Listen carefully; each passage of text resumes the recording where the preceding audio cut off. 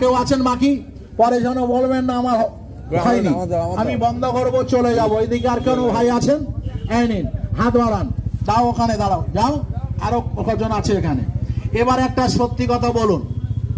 আমি এতক্ষণ বকবক করেছি, একটা আপনি সত্যি কথা বলুন তো। আপনারা বলুন তো, ওষুধটা খেতে ভালো লাগেনি? কি কথা বলুন? ভালো। তাহলে 10 জন যদি তাকে ভালো বলে, সে মালটাই ভালো।